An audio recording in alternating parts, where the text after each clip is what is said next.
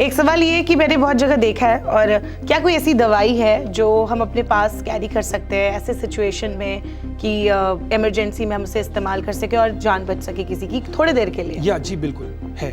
अच्छा, बिल्कुल ऐसी दवाई है। और ये कौन सी दवाइयाँ हैं मैं आपको बताता हूँ। देखिए, अक्सर लोग सॉर्बिट्रेट या इस तरह की दवाई की बात करते हैं जो हम ज़ुबान के नीचे रखते हैं और पेन कम हो जाता है। वो नहीं लेनी होती, क्योंकि उन दवाइयों से ब्लड प्रेशर कम हो जाता है। वो दवाई आप तभी लेंगे जब आपको ऑलरेडी किसी फिजिशियन, कार्डियोलॉजिस्ट या डॉक्टर ने प्रिस्क्राइब की हुई है कि आपको चेस्ट पेन हो तो ये दवाई ले लें। बट हम बात कर रहे हैं एक रैंडम पर्सन जो रोड पे जिसको आपको लगा कि हार्ट अटैक हो रहा है या चेस्ट पेन हो रहा है, तो ऐसी कौन सी हम दवाई दें जिससे उसको साइड इफेक्ट भी ना हो, बाई चांस हार्ट अटैक ना हो तो, और हम दे दें। सो यस, इसके लिए एस्प्रिन, जो हमारी नॉर्मल एस्प्रिन दर्द निवारक दवा है, वो 325 मिलीग्राम की आती है, वो वाली पूरी एक एस्प्रिन।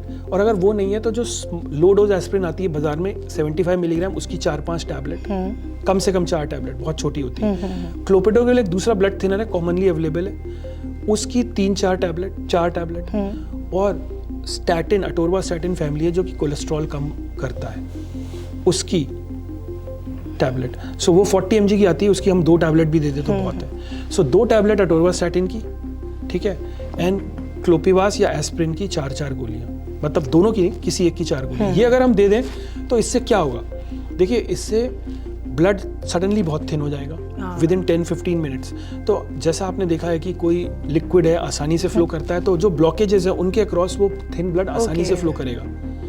थिन ब्लड आसानी से फ्लो करेगा, थिक ब्लड रुक जाएगा। और प्लस बहुत सारे हार्ट अटैक में ये प्लेटलेट प्लग जमा हो रहे होते हैं, तो ये उसको रोकेगा और आपको इतना टाइम मिल जाएगा कि आप नियरेस्ट हॉस्पिटल पहुंच जाएं, जहां पे देन डॉक्टर्स टेक ओवर।